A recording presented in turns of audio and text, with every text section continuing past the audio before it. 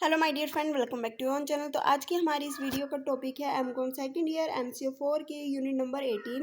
Unit number 18 है हमारी balance of payment और एग्जीम पॉलिसी के बारे में। सबसे पहले हम इसका इंट्रोडक्शन पढ़ लेते हैं, उसके बाद आज का हमारा टॉपिक होगा trends in India's foreign trade. India's के फॉरेन ट्रेड का क्या क्या ट्रेंड है, क्या क्या कॉमोडिटीज़ है जो एक्सपोर्ट या इम्पोर्ट की जाती है, और कौन सी डायरेक्शन है, कौन सी कंट्रीज़ है जहाँ पे इन गुड्स या सर्विसेज को एक्सपोर्ट या इम्पोर्ट किया जाता है। तो सबसे पहले इंट्रोडक्शन पढ़ लेते हैं इसका। Foreign trade has been considered as an important vehicle for accelerating the growth of any country. यानी कि फॉरेन ट्रेड को बहुत ज़्यादा इंपॉर्टेंट माना गया है अगर आपको अपनी कंट्री की इकोनॉमिक ग्रोथ के लिए। ठीक है।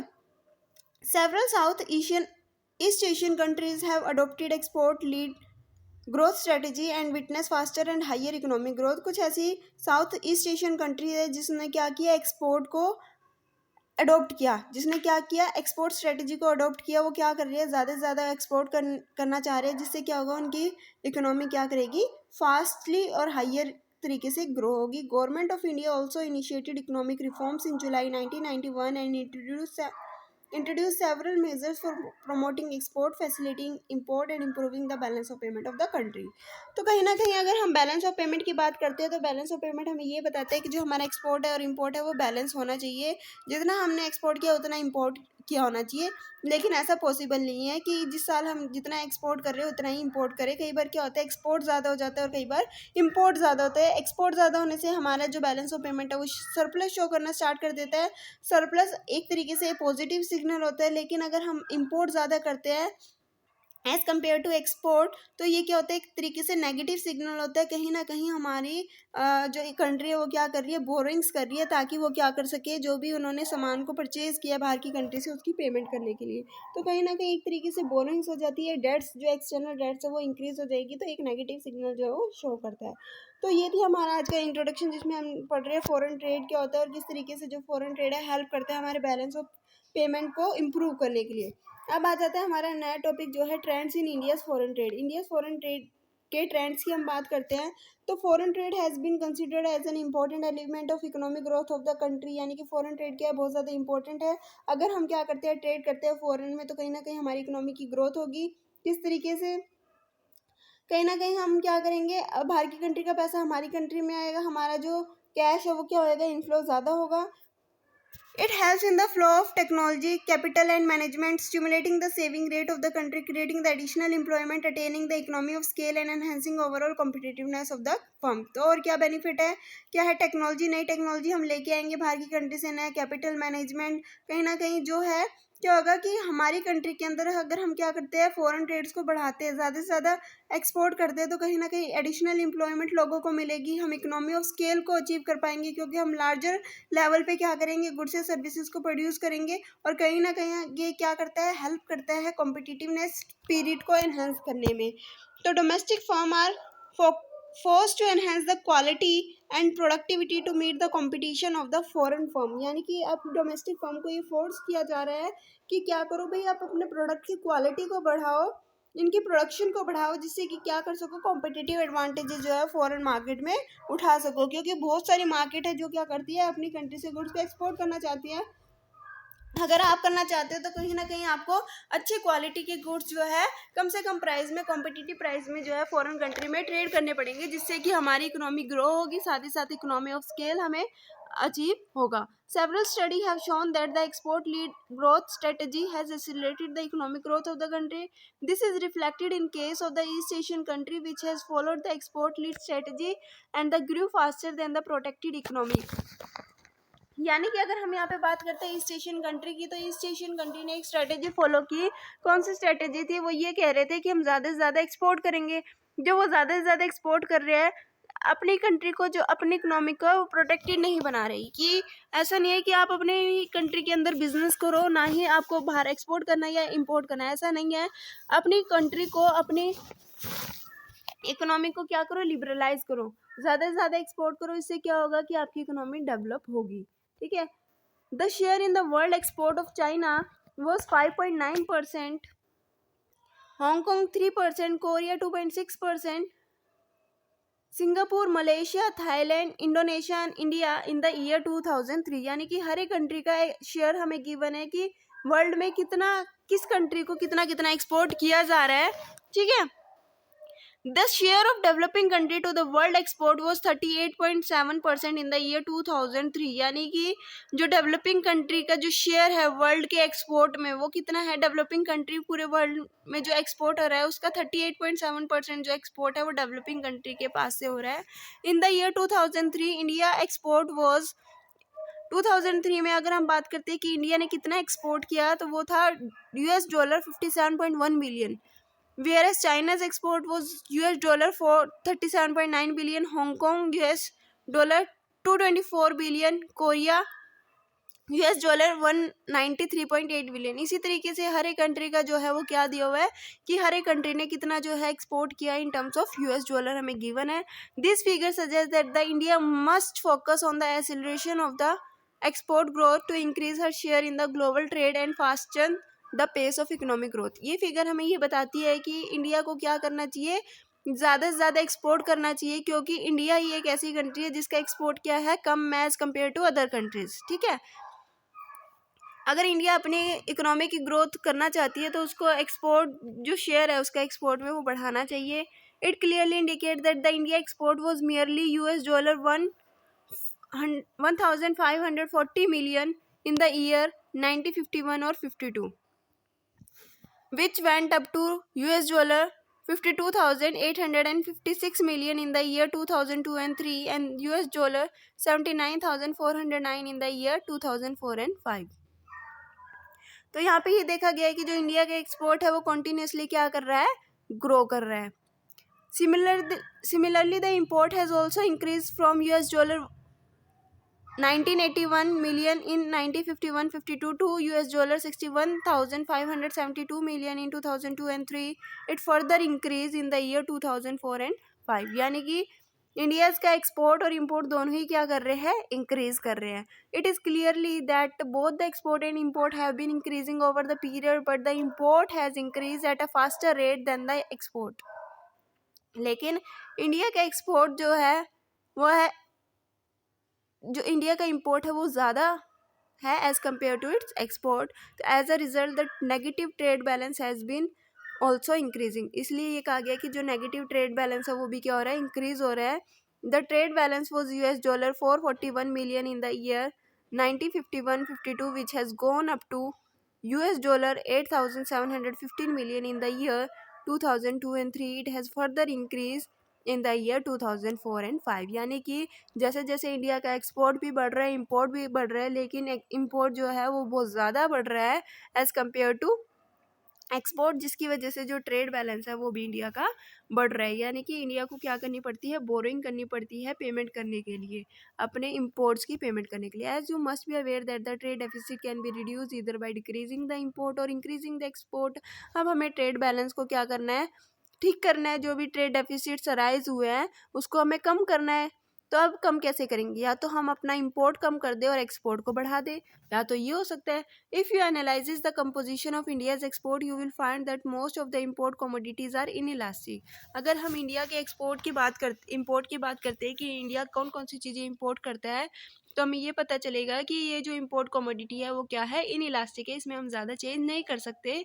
For example petroleum product and capital goods account for 28% and 12% of India's total export for the year 2004 and 5।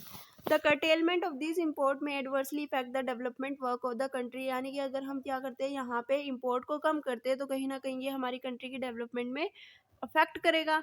तो therefore it is advise to increase the export while managing the import. तो हम ये advice करते हैं कि अब हम अपना इम्पोर्ट तो कम नहीं कर पा रहे, तो कहीं ना कहीं हम अपना एक्सपोर्ट को बढ़ा देते हैं और इम्पोर्ट को कुछ लेवल तक मैनेज कर देते हैं।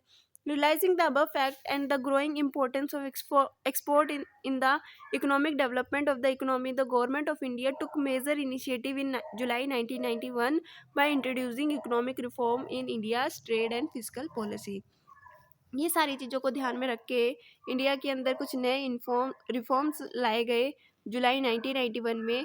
ठीक है, किससे रिलेटेड, इंडस्ट्री, ट्रेड और फिजिकल पॉलिसी से रिलेटेड। इसके अंदर क्या किया गया था, liberalized trade regime, focus on creating favorable environment for foreign trade। Various export promotion measures were adopted to increase the export from the country. These initiatives help in increasing the export and the contribution of export as a percentage of GDP went up from 5.8% in the year 1999 to 9.4% in the year 2001 and 2, and it further increased in the year 2003 and 4. क्या हुआ कि जो new economic policy लाई गई थी 1991 में, इससे क्या हुआ कि हमने ट्रेड को लिबरलाइज कर दिया। ट्रेड को लिबरलाइज करने से क्या हुआ, हमने बहुत सारे एक्सपोर्ट प्रमोशन मेजर्स भी लिए, जिसका मेन काम क्या था, एक्सपोर्ट को बढ़ाना, एक्सपोर्ट को इंक्रीज़ करना, और हम करने में कामयाब भी हुए। हमने अपनी कंट्री का जो एक्सपोर्ट है वो क्या कर दिया, बढ़ा दिया, जो कि 5.8% था 1990 में, जो कि 10.8% हो गया, 5% से इंक्रीज़ हो गया 2003 और 4 में। अब हम यहाँ पे बात करते हैं क्या क्या कमोडिटी है जो एक्सपोर्ट की जाती है। During 50s India's major export product were tea, cotton, textile, jute, spice, tobacco, etc. These commodity were basically agricultural based commodity. Over the period, the focus was shifted to export the manufactured product. पहले हम सिर्फ agricultural product को क्या करते थे, export करते थे। अब हमने क्या कहा, हमने जो अपना फोकस था वो शिफ्ट कर लिया। अब मैन्युफैक्चर्ड प्रोडक्ट को भी क्या किया जाने लग गया, एक्सपोर्ट करने जाने लग गया। The share of manufactured goods in India total export वो 76.1% इन the year 2001 and 2, which was slightly decreased from 78% in the year 2000 2000 or 2001. This share was 76.6% in the year 2002 and 3. यहाँ पे कहा गया कि जो हमारा शेयर था एक्सपोर्ट में, जो हम मैन्युफैक्चर गुड्स को एक्सपोर्ट करते थे 2000 में, वो 75% जो है मैन्युफैक्चर गुड्स को एक्सपोर्ट करते थे। लेकिन अगर हम 2001 और 2002 की बात करते हैं तो ये जो शेयर है मैन्युफैक्चर गुड्स का वो डिक्रीज होने लग गया। The major export commodity for the year 2004 and 5 were engineering goods, gems and jewelry, agriculture and allied products, chemical and related products, petroleum and crude products, ready-made garments, textiles, ores and minerals, and leather manufacturers. The exports of engineered goods have witnessed increasing trends and increase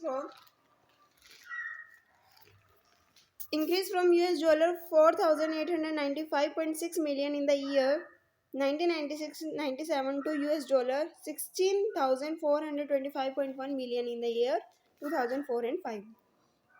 यहाँ पे ये कहा गया कि जो export था engineer goods का वो भी क्या होने लग गया, इंक्रीज होने लग गया। The contribution of engineering goods to India's total export was 21% in the year 2004 or 5. The export of engineering goods grew due to the rising demand in the East Asia and China. जो engineer goods की demand थी, export क्यों बढ़ गया, क्योंकि जो engineer goods की demand थी ईस्ट एशिया और चाइना में वो बढ़ने स्टार्ट हो गई। जो सेकंड लीडिंग आइटम है James and jewellery, the export of gems and jewellery also increase in the year from US dollar 4,756.7 million in the year 1996 to 97 to US dollar 13,733.4 million in the year 2004 and 5. तो यहाँ पे ये कहा गया है कि जो सेकंड लीडिंग आइटम है वो है जेम्स और ज्वेलरी, और इसका एक्सपोर्ट भी क्या हो गया, बढ़ गया। The contribution of gems and jewellery export to India's export was 70% in the year 2004 and 5. This sector being highly labor intensive and India's advantageous position in the sophisticated artisans work and craftsmanship provide immense export opportunity.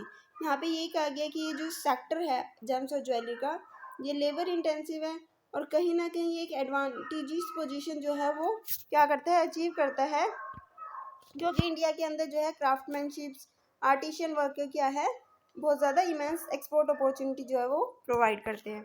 इसके बाद आता है हमारा third leading export item. Third leading export item है agricultural और allied product. The export of agricultural and allied product increase, ठीक है, इन the year 2004 and 5, यानी कि जो हमारा एग्रीकल्चर और अलाइड प्रोडक्ट का जो एक्सपोर्ट था वो भी बढ़ गया 1996-97 से 2004 और 5 में। कितना परसेंट बढ़ गया, 10%. The share of agriculture and allied product to India's total export was 10% in the year 2004 and 2005. In agriculture, the export of traditional items such as marine product, cashew nuts, spices, cereals like rice, decline, and those of non-traditional items like wheat, fruits and vegetable, meats and meat preparation contribute to rise in the 2003 and 4। यही कहा गया कि अगर हम agriculture की बात करते हैं तो एग्रीकल्चर का जो एक्सपोर्ट है, एग्रीकल्चर और एलाइड प्रोडक्ट का जो एक्सपोर्ट है वो बढ़ा 10% तक से, ठीक है। लेकिन अगर हम बात करते हैं तो एग्रीकल्चर प्रोडक्ट को दो पार्ट में डिवाइड किया गया। एक ट्रेडिशनल आइटम थी, एक थी हमारी non traditional item. Traditional item का एक्सपोर्ट तो घट गया, लेकिन नॉन ट्रेडिशनल आइटम का एक्सपोर्ट जो था वो बढ़ गया। तो the fourth leading export item was chemical and related product. जो फोर्थ आइटम थी जिसका एक्सपोर्ट किया जाता था वो थी केमिकल और उससे related products. Export increases from $2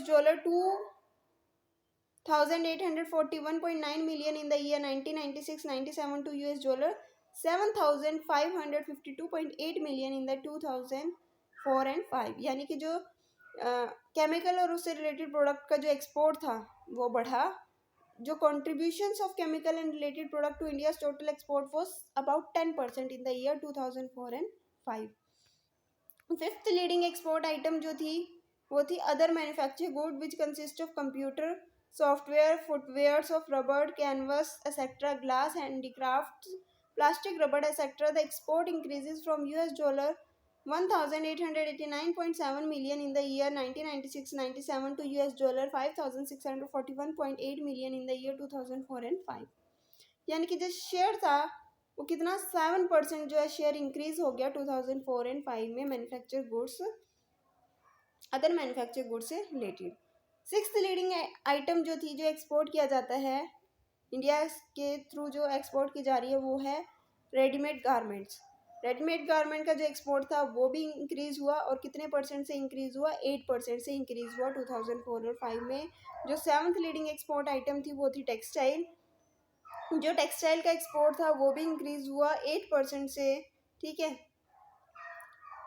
eighth leading export item was ores and minerals. इसका जो कंट्रीब्यूशन था वो कितना था, 5% कंट्रीब्यूशन था इन the year 2004 and 5।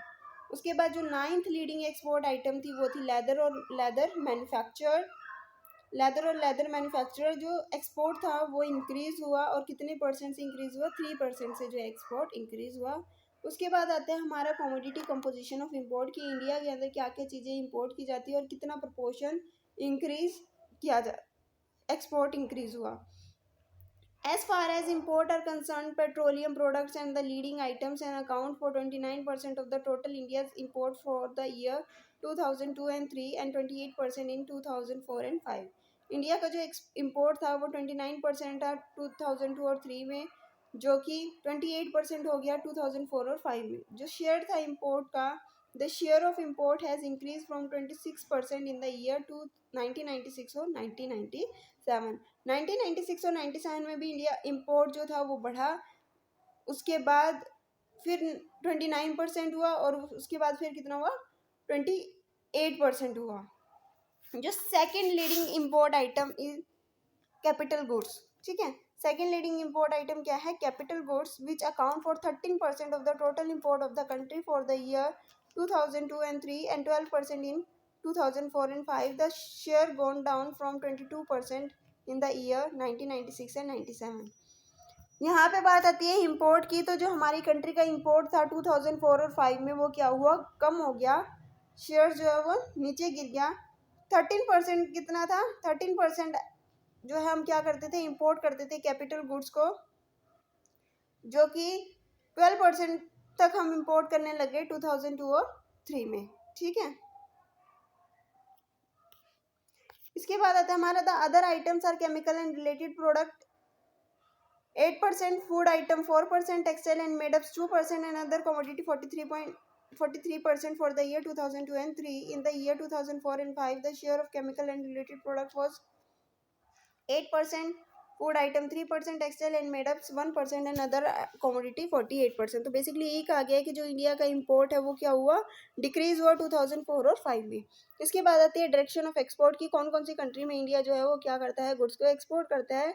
It indicate that USA is the major market for India's export and account for about 17% of the India's export. जो USA वो क्या है, एक मेजर मार्केट है जहाँ पे इंडिया क्या करता है, अपना गुड्स को एक्सपोर्ट करता है अराउंड 70%। ठीक है, इंडिया का टोटल एक्सपोर्ट जो है उसमें से 70% जो है वो यूएसए को करता है। The share of USA was 23% in the year 1999 which come down to 17% in 2004 and 5। यानी कि पहले जो है इंडिया 23% एक्सपोर्ट करता था 1999 में, जो कि नीचे गिर गया, 17% रह गया 2004 और 5 में। जो सेकंड लीडिंग मार्केट है इंडिया की एक्सपोर्ट के लिए वो है UAE which account for 9% of India's export in 2004 and 5। China has emerged as third leading market, contribution to 6% of India's total export in 2004 and 5. The other leading market are Singapore, Hong Kong, UK, Germany, Belgium, Italy, Japan, France and Bangladesh, जहाँ पे Singapore को 5% जो है export किया जाता है, Hong Kong को 5%, UK को 4%, जर्मनी, बेल्जियम, इटालियन, जापान, इन सभी को 3% इंडिया एक्सपोर्ट करता है, फ्रांस को 2% और बांग्लादेश को। ये कुछ ऐसी प्लेस है जहाँ पे जो है इंडिया क्या करता है, अपना एक्सपोर्ट करता है। अब इंडिया कहाँ कहाँ से इंपोर्ट करता है? As far as imports are concerned, China has emerged as the major source of India's import, contributing to slightly more than 6% of India's total import in 2004 and 5। India का जो सबसे ज़्यादा इम्पोर्ट इंडिया जो है China से करता है। 2004 और 5 में इंडिया का जो इम्पोर्ट था चाइना से वो कितना था, 6% ज़्यादा था। USA is the second leading source of import, contribution to about 6% of India's total import in 2004 and 5. The third leading source of import is Switzerland, which account for 5% of India's total import in 2004 and 5.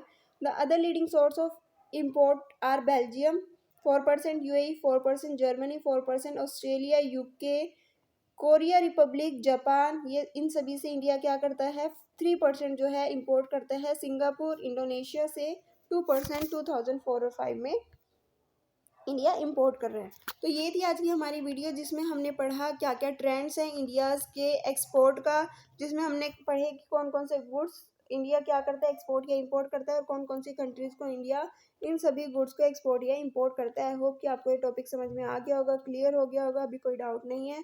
Doubt है तो comment section में comment करके पूछ लेना। आने वाली हमारी जो नेक्स्ट वीडियो होगी वो किसके ऊपर होगी, export promotion and major. Video अच्छी लगी तो लाइक शेयर सब्सक्राइब करना मत भूलना। Thanks for watching.